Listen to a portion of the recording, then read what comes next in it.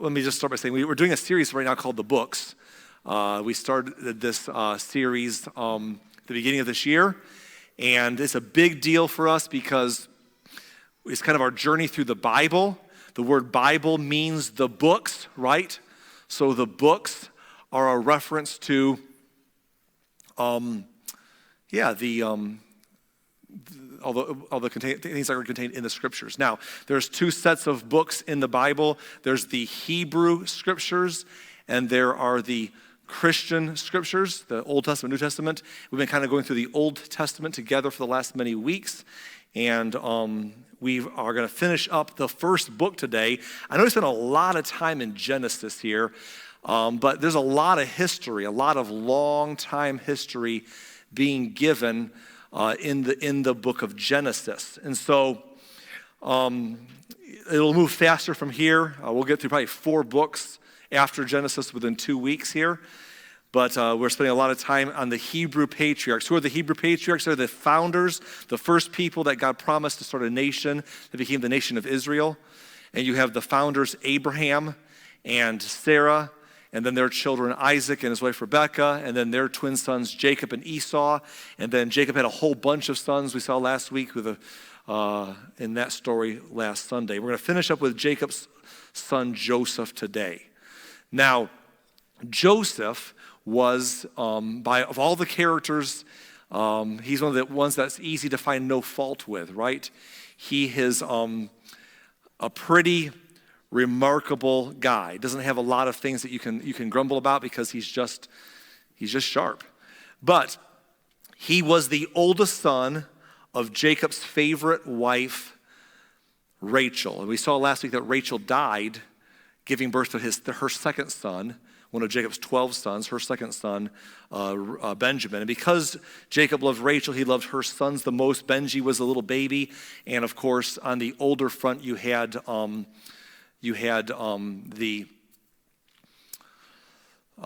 son Joseph, who was the younger one of the older boys. So today, we're going to pick up his story. And it starts in Genesis 37 and beginning with verse number 4. Genesis 37:4 says, "But his brothers hated Joseph because their father loved him more than the rest of them. They couldn't say a kind word to him." There's a lot going on in that verse, so let me just make a couple quick observations. First of all, Jacob had favorites. We said this a couple weeks ago. You shouldn't have favorites with your kids, but they had favorites. Jacob wasn't always the healthiest person himself, was he? And then you have Joseph, whose brothers weren't always healthy either.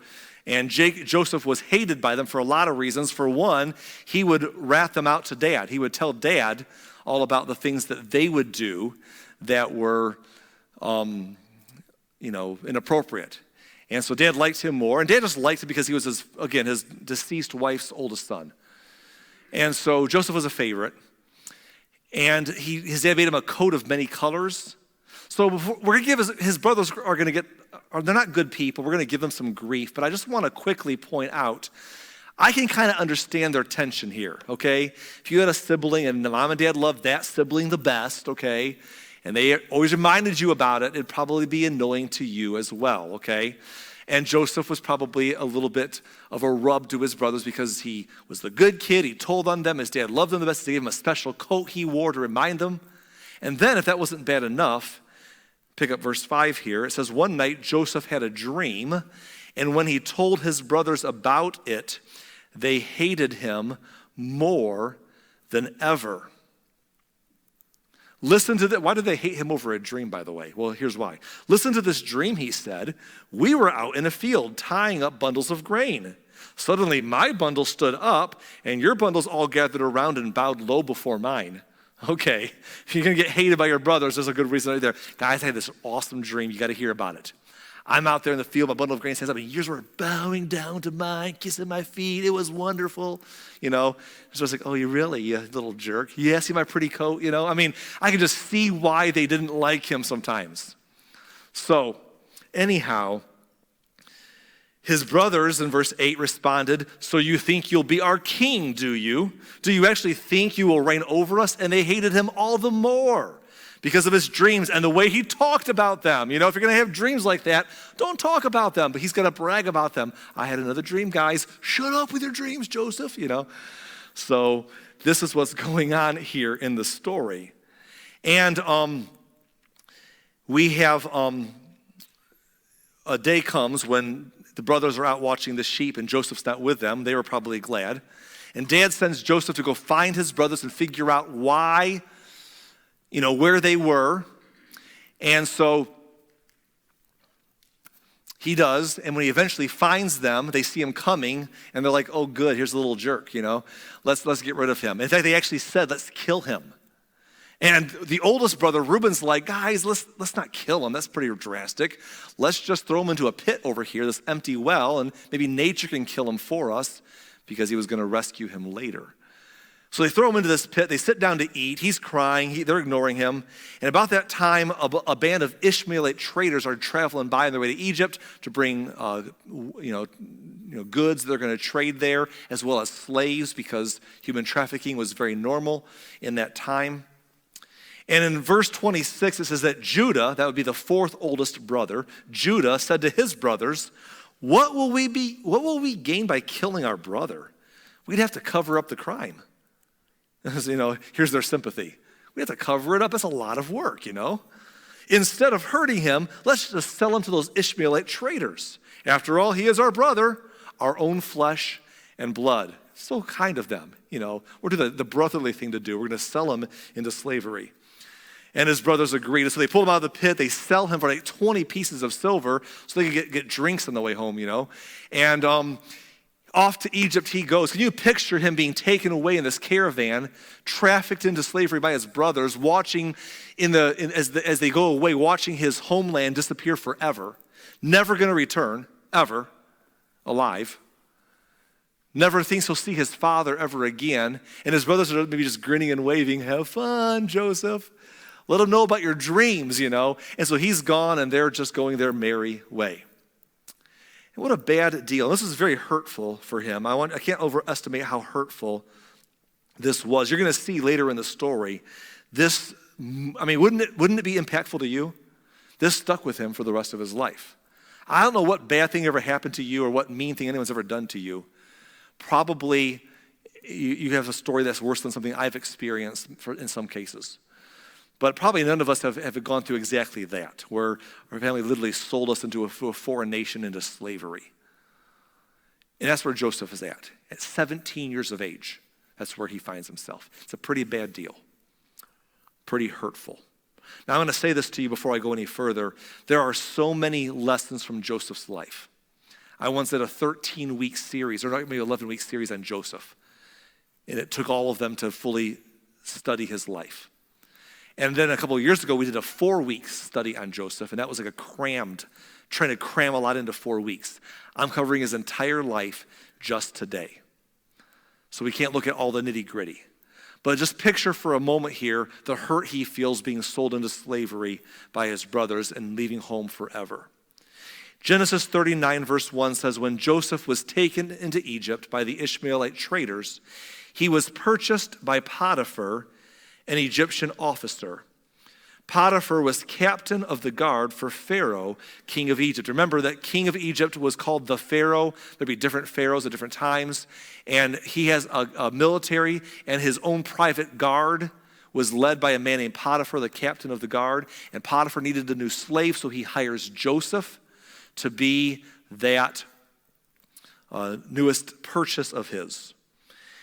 And it says in verse 2, the Lord was with Joseph.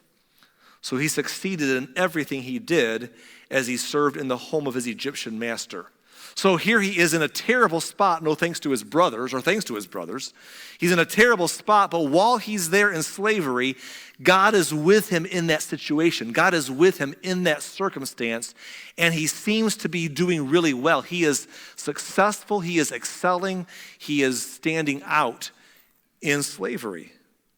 Verse number 3 says that Potiphar noticed this, and he realized that the Lord was with Joseph, giving him success in everything he did. And this pleased Potiphar, so he soon made Joseph his personal attendant. He put him in charge of his entire household and over everything that he owned. So this is honestly remarkable. He's a young man. By the time he's there, he's 17. He'll be in his early 20s before his time is up, or mid-20s. Can you picture Joseph just becoming such an entrusted slave, an entrusted place that the man who purchased him now says, I don't even worry about my stuff. I take care of Pharaoh as his captain of the guard, and Joseph takes care of my house, and I don't even worry about it. That's a pretty incredible rise in this bad circumstance. Now, before we get too excited about that, he's still a slave. Like, how many of us would be like, that's my dream right there. My dream is to be sold into slavery and be the most favored and loved slave of all the slaves, right? So, let's be honest, this is not a good deal. But circumstantially, he's excelling and things are going pretty well. However, in verse 6, it says this: Joseph was a very handsome and well-built young man. So now I got a picture. This is a good-looking guy. So I don't know, who to compare that to. Maybe picture someone in culture that's very attractive today.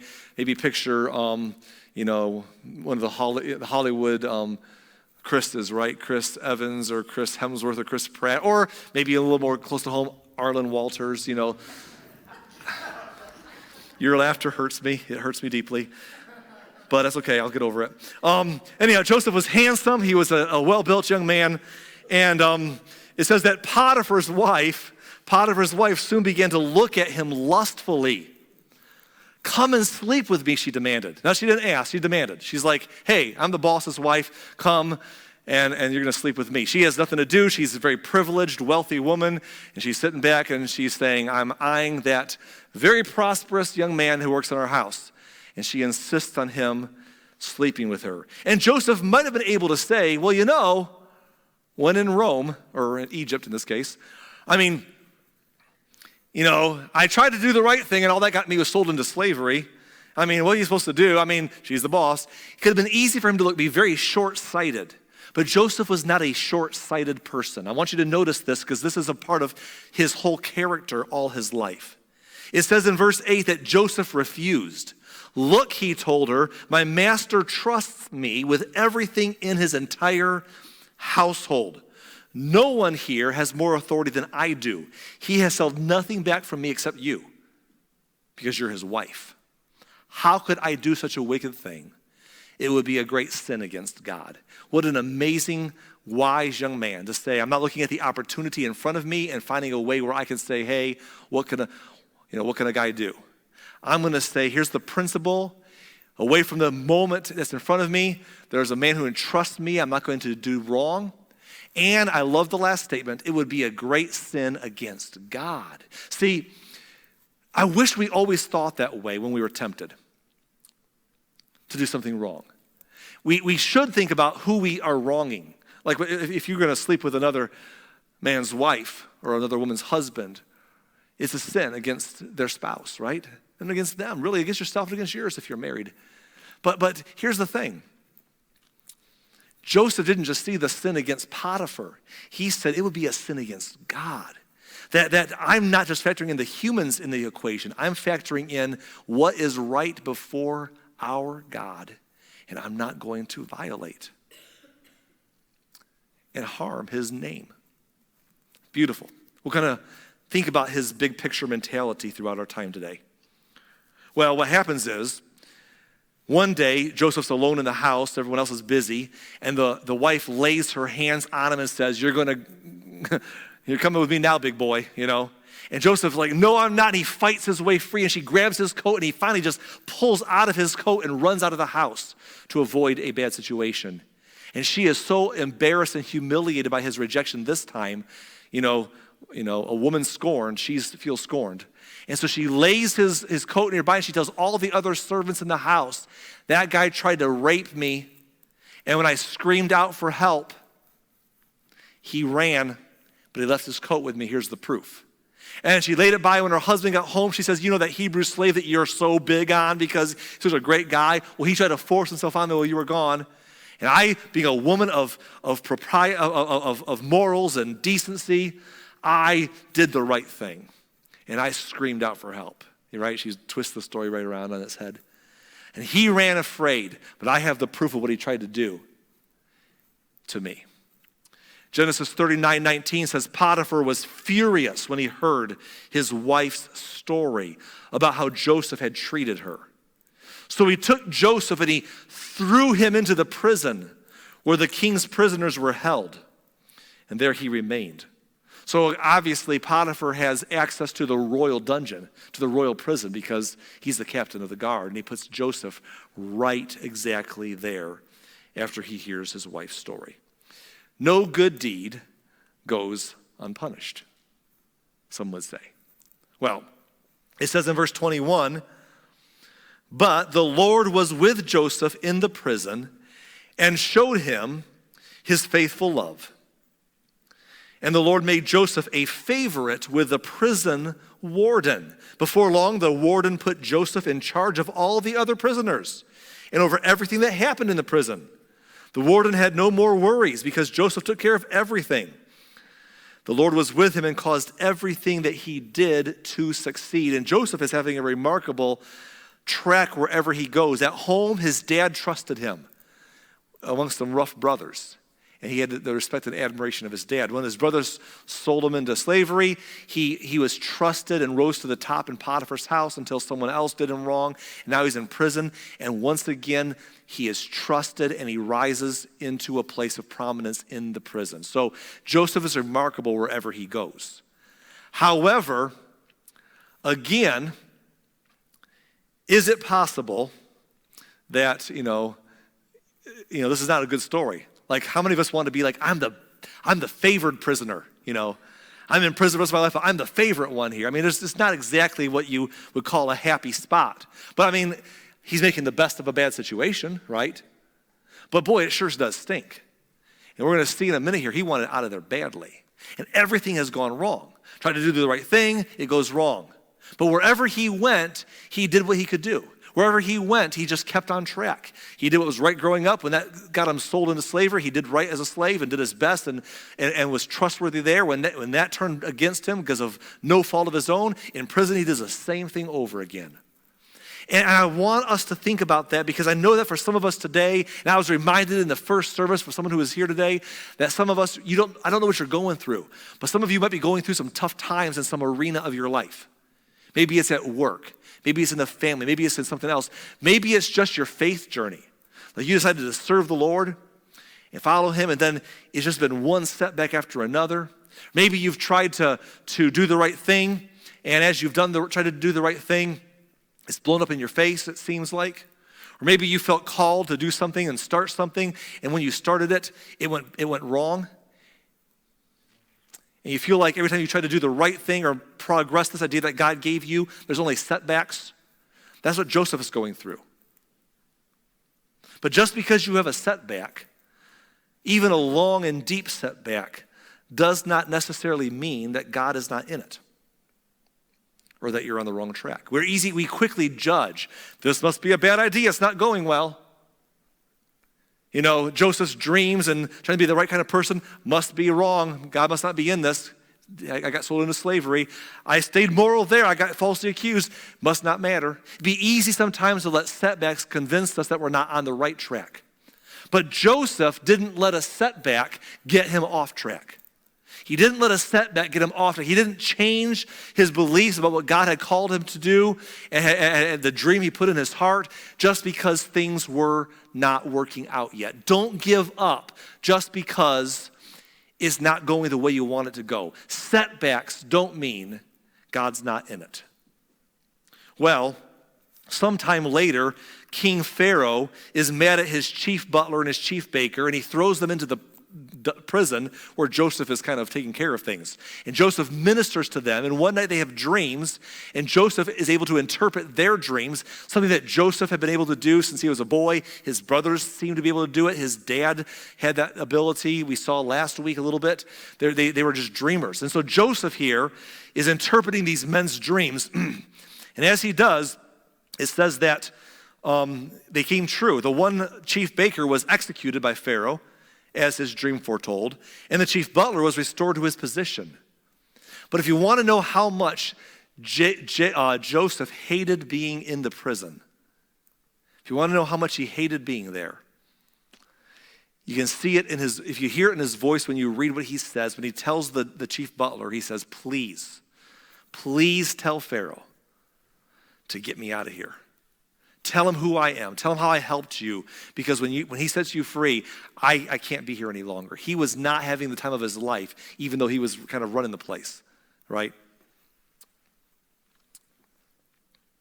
Well, finally, 2 more years passed after that.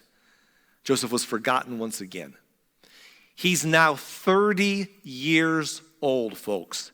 It has been 13 years from the time that he was trafficked by his brothers, slavery, prison, 13 years. He's 30 years old, and life is not looking up yet. It's almost half of his life. And one day, Pharaoh has a really crazy dream. Pharaoh, the king of Egypt, goes to bed one night, and he dreams, and in his dream there's these 7 fat cows, delicious. I mean, but you just think all the beef you can get off that cow. Man, those cows, that's some good cattle right there. 7 big fat cows. He's just thinking about, oh man, the steaks are going to be great.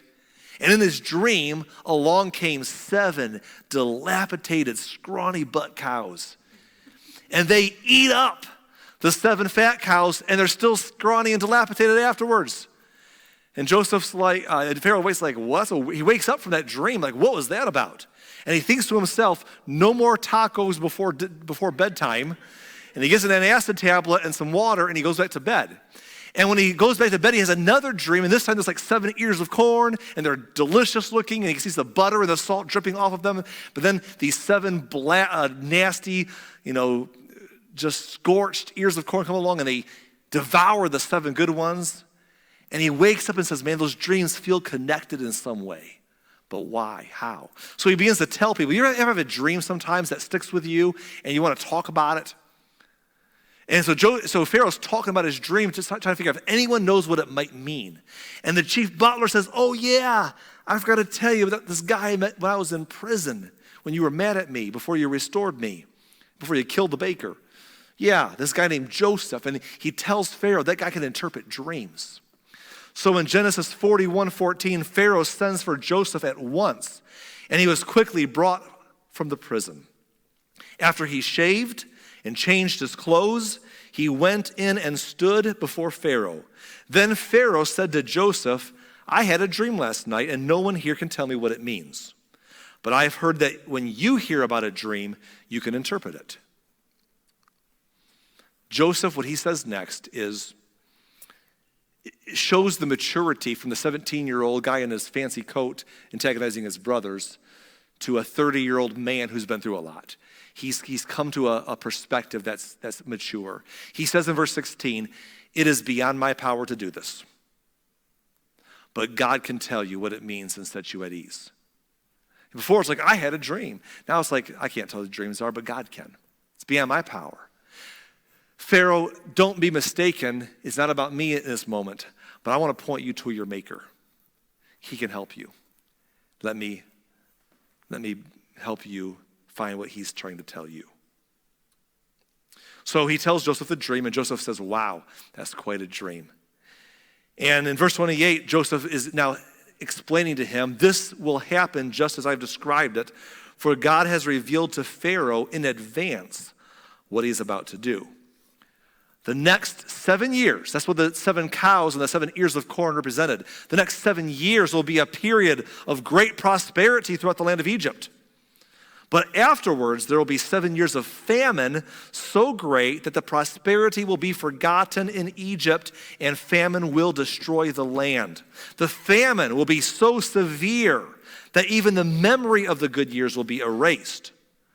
As for having 2 similar dreams, it means that these events have been decreed by God and he will soon make them happen. And so Joseph says to Pharaoh, God has given you an amazing opportunity. He has given you a vision, a dream, to tell you the future that everyone wishes they knew. And now you know what the next 14 years are going to be like. But now Joseph's going to pivot. And because of the dream, he's going to give Pharaoh some advice. Therefore, Pharaoh should find an intelligent and wise man and put him in charge of the entire land of Egypt. Then Pharaoh should appoint supervisors over the land and let them collect 20% of all the crops during the 7 good years. Have them gather all the food produced in the good years that are just ahead and bring it to Pharaoh's storehouses, store it away and guard it there so there will be food in the cities. That way there will be enough to eat when the 7 years of famine come to the land of Egypt. Otherwise the famine will destroy the land. So he gives them some very practical economic advice. Store up now, put a big tax on people. They'll be so prosperous, they won't love it, but they will be okay because they're prospering for the 7 good years. Tax 20% out, store up, rotate the older stuff as time goes on and use that next and put the newer stuff behind it and then we get some grain ready so that when the ground's ready we can plant some more. Just look, for 7 years, let's get ready. Because at the end of 7 good years will come 7 very bad years. Now this is an amazing story. Because don't we all wish we had that kind of heads up? Like, we're living in weird economic times, right, in our country right now, and in the world. I mean, these have been a weird couple of years. We can go on and on about that. Wouldn't it be nice for your portfolio if you were told, okay, here's what's going to happen. For the next 7 years, get out of all of your stock positions and get into cash because the market's going to tank. And build a large cash position at the end of the 7 years, buy everything you can in this sector because it's going to go skyrocketing. Boy, I'll tell you, we could all be rich real fast if we had that kind of a heads up. Joseph was given a dream, Father Pharaoh was given a dream, Joseph interprets, that said, here's what's going to happen in the next 14 years. That's a tremendous insight. But just because you have a good insight doesn't mean that you're going to do the right thing with it. And Joseph says to Pharaoh, we've been given a gift. Let's not blow it. Let's seize the opportunity. And I want to make an observation here about Joseph because all of us can apply this to numbers of areas of our lives, including our financial well-being, by the way. But not just our financial well-being, but in other areas of life as well. But here's the thing. We should take advantage of your times of prosperity to prepare for the times of struggle. Whether that means take advantage of your extra money or your strength. For example, I've watched it all my life that young people hit adulthood and they have a not great job and they get married and we're barely making it. And then at some point along the way, as you keep working, a promotion comes, an opportunity comes, and all of a sudden you've been barely getting by, but now you're making more money. And what do we tend to do? We're making more money, we spend more money. Make a little more money, now I have more needs. And we always raise our income up to our outgo to match our income. And I think one of the principles is to learn to not do what our country does, and that is to live off the fat of the land and spend everything that comes in and more in debt, and then one day have a big old hole. But when you're getting a little ahead, when you have a little bit more, to say, hey, I have more, not so I can spend more today, but to build an emergency fund, to build a cushion, to invest down the road, so that later on, when rough times come, I have something to lean on.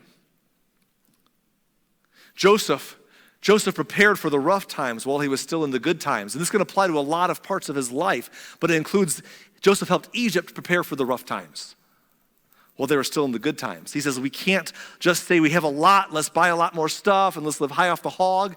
We got to realize that there will be rougher days coming, and while the times are good, it's time to set aside for when the times are rough so that we won't be knocked on our tush. And boy, if we all did that with our finances and prepared for a rainy day, prepared for the rough times that life brings, when the cycle goes back the other way, we'd all be better off. And that also goes for our strength. Some of us, we're young enough. You can work the few overtime hours. You can work the side hustle. You can work the second job, whatever you have to do for a little while. Do the things, whether it's saving the extra money or making a little extra and not spending it and putting it away, because there's a day is going to come when you don't have the strength you used to have. You don't have the stamina you used to have. You don't have the opportunity. Your health isn't the same. And boy, I tell you, if we could only make hay while the sun shines, and say, hey, these are good years. Let's prepare for when times get rough. Let's prepare for the rough times while we're in the good times. That's what Joseph did here, and it's pretty awesome. Now, what happens is Pharaoh's impressed. Pharaoh's like, you're right, I should appoint someone over this project, and I'm appointing you because you're remarkable. You're wise. You know what's going on. In Genesis 41, verse 41, it says that Pharaoh says to Joseph, I hereby put you in charge of the entire land of Egypt.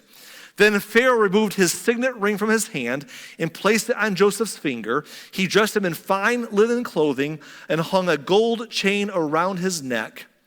Then he had Joseph ride in the chariot that was reserved for his second in command. In other words, he was in charge, Joseph was second. And wherever Joseph went, the command was shouted, kneel down. So Pharaoh put Joseph in charge of all Egypt. I always wondered when Joseph was riding in that chariot, people were yelling, kneel down. I wonder if at some point he looked in the crowd and saw Potiphar kneeling down, or Potiphar's wife. You ever wonder what happened to Potiphar's wife? Does it even matter? Joseph is on top. And Pharaoh said to him, I am Pharaoh, and no one will lift a hand or foot in the entire land of Egypt without your approval. What an opportunity. What an opportunity.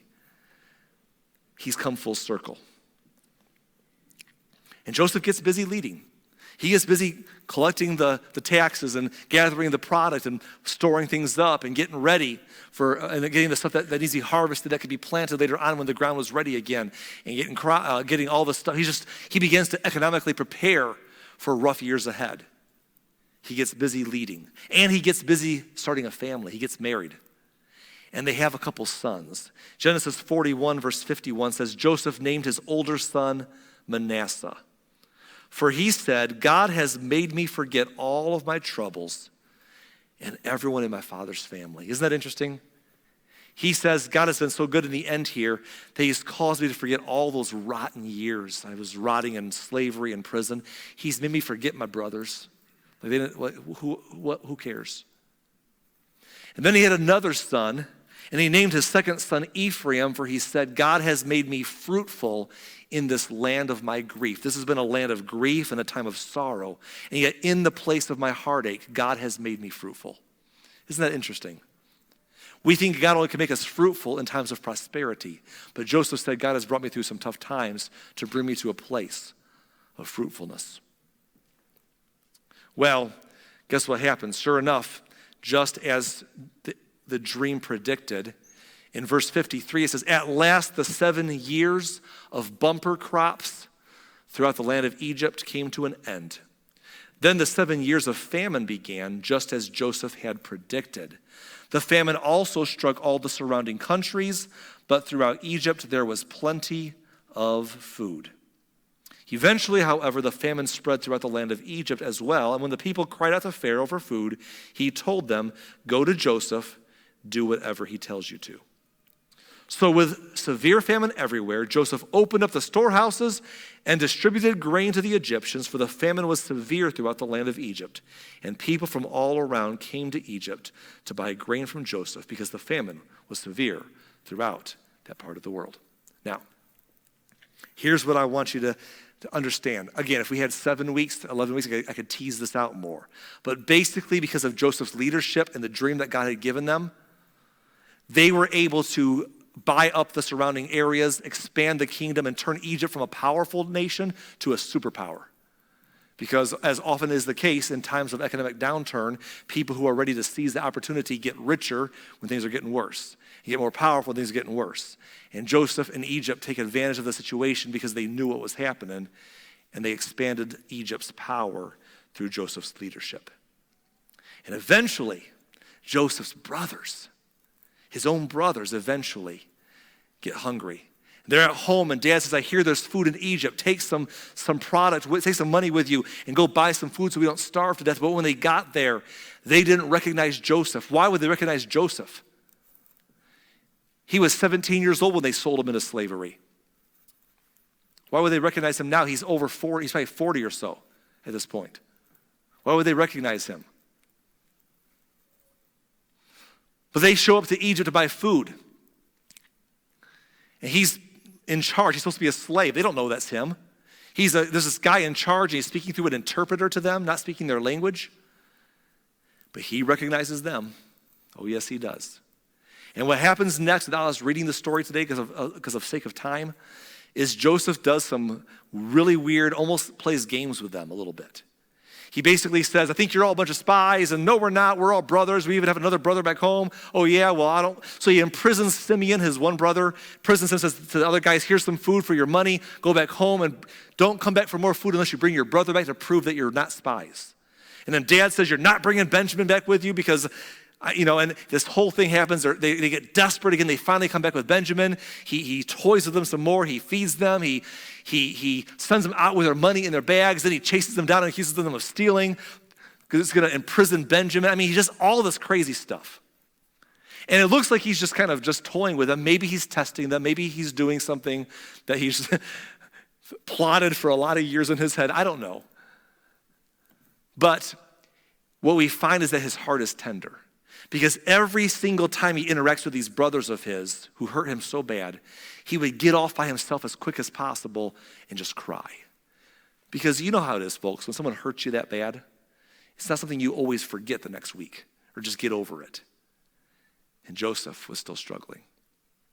So, finally one day, when his brothers were bowing down to him, go figure, desperate because he was playing games with them, Joseph breaks down and begins to weep, and he says to them, it's me, Joseph. I'm your brother. And they don't believe him. They're terrified. Like, that can't be, and I hope it's not because we're dead, And he's, oh no, it's me, Joseph. I'm really alive. God brought me here. And he says, go home and bring dad and tell him I'm alive and tell him what you did, And they bring dad back to Egypt. And we saw last week, if you were with us last week, that Jacob met Pharaoh before he died. And eventually, Joseph not only saves Egypt, he saves his family. They settle down in Egypt, and he feeds them well. And eventually, Jacob dies. We saw that last week. And in Genesis chapter 50, verse 14, after burying Jacob, Joseph returned to Egypt with his brothers and all who had accompanied him to his father's burial. But now that their father was dead, Joseph's brothers became fearful. Now Joseph will show his anger. He hasn't been angry at them yet. Now he'll show his anger and he'll pay us back for all the wrong we did to him, they said. So they put a little plan together. Verse 16. So they sent this message to Joseph. Before your father died, he instructed us to say to you, please forgive your brothers for the great wrong they did to you for their sin in treating you so cruelly. So we, the servants of the God of your father, beg you to forgive our sin. Okay, I don't think Joseph bought this, by the way. I don't think Joseph believed this. Like, oh, you're telling me that before dad died? I had lots of conversations with dad. He never mentioned it to me. But before he died, he told you to tell me I'm supposed to forgive you. Right. Oh, dad, Jacob? You mean Jacob, the guy we studied last week, who was very unforgiving? Jacob who held grudges? Jacob who wouldn't even bless his 3 older sons when he blessed his kids because he was bitter at them for things they did earlier in life?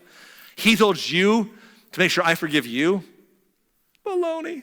I don't believe you.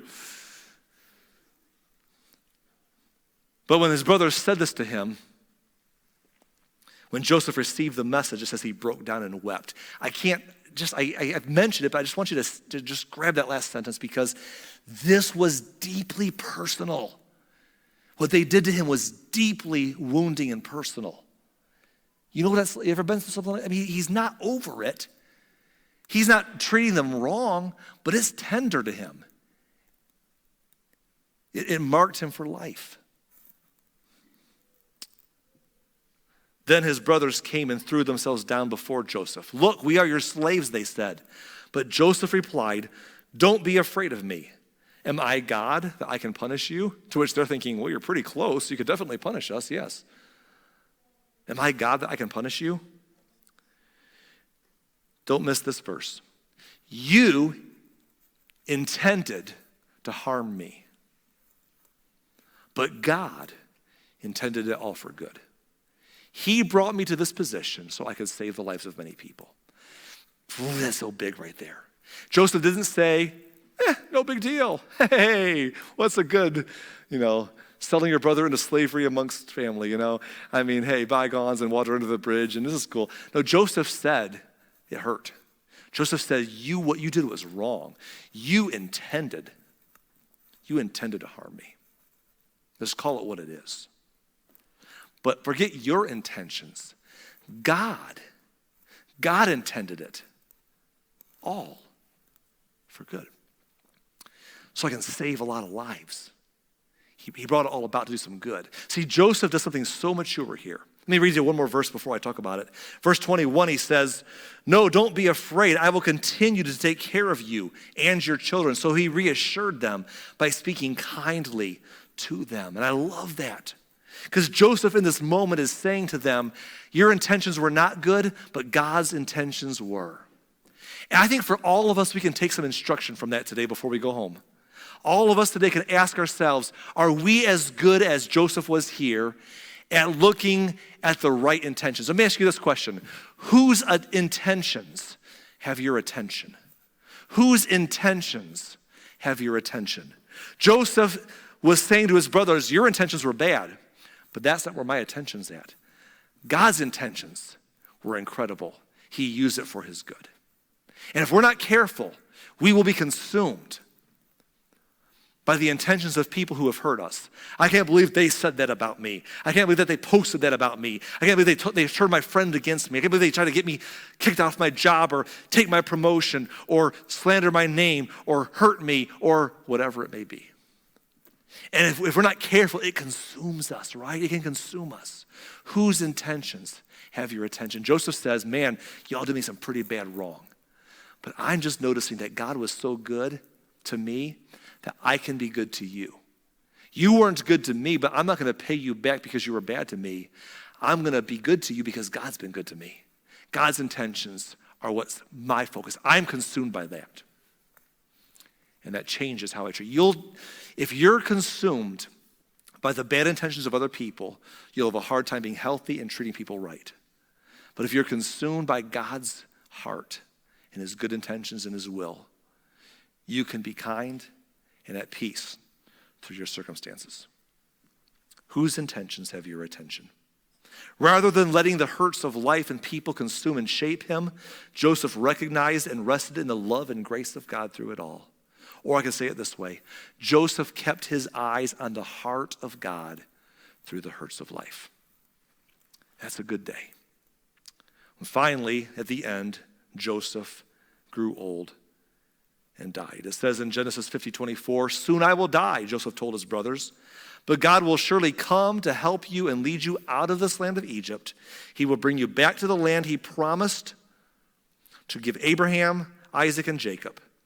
Then Joseph made the sons of Israel swear an oath. He said, when God comes to help and lead you back, you must take my bones with you. So Joseph died at the age of 110. The Egyptians embalmed him, and his body was placed in a coffin in Egypt. And we all know what happens next, don't we? What happens next is that Joseph, the book of Genesis ends. That's the end of Genesis right there, pretty much. And Genesis comes to an end. And Exodus begins 400 years later, where those children of Israel were not appreciated for what Joseph did for them, but were eventually put into slavery as slaves in Egypt themselves. And 400 years later, God raises up Moses. And he becomes a deliverer to bring them out of slavery and out of Egypt. We studied Moses in that story back at the beginning of the year. And that's Exodus. But Genesis comes to an end right here. Before we go home, I just wanted to, again, we can spend 13 weeks on Joseph's life and not exhaust it. But I just want to quickly today wrap up by pointing out that there were three things that we saw in today's story that brought Joseph through all of his circumstances.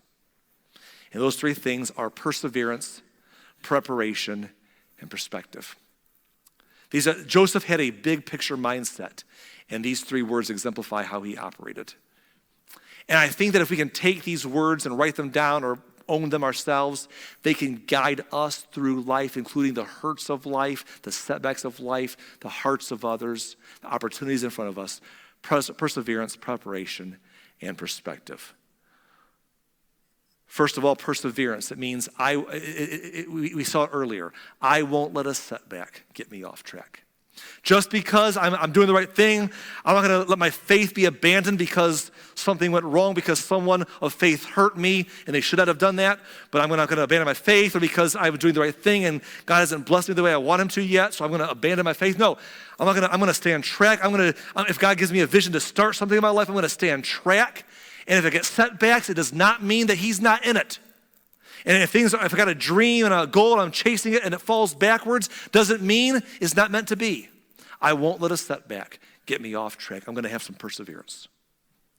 That's what Joseph did. Number 2, we see he had preparation. Preparation says, I will prepare for the rough times while I'm still in the good times. I'm not going to be so naive as to think that what's right in front of me is how it will always be. Things change. If these are good times, I need to prepare for the rough times, financially and otherwise. I need to look ahead. And really, this works both ways. Not only will I prepare for the rough times while I'm still in the good times, but I'll prepare for the good times while I'm still in the rough times. That's what Joseph did while he was a slave in Egypt, while he was a slave in Potiphar's house and a prisoner. He said, hey, this is where I'm at. It's pretty rough. I'll do the best I can here. It's pretty rough in prison. I'll do the best I can. I'll help these people. I'll serve them. I'll meet their needs because the door might open and things might change. Preparing for the rough times while still in the good times, preparing for the good times while still in the rough times. Life will pivot at some point. Am I ready? It's called seize the opportunities. Perseverance, preparation, and last of all, perspective. I will keep my eyes on the heart of God through the hurts of life.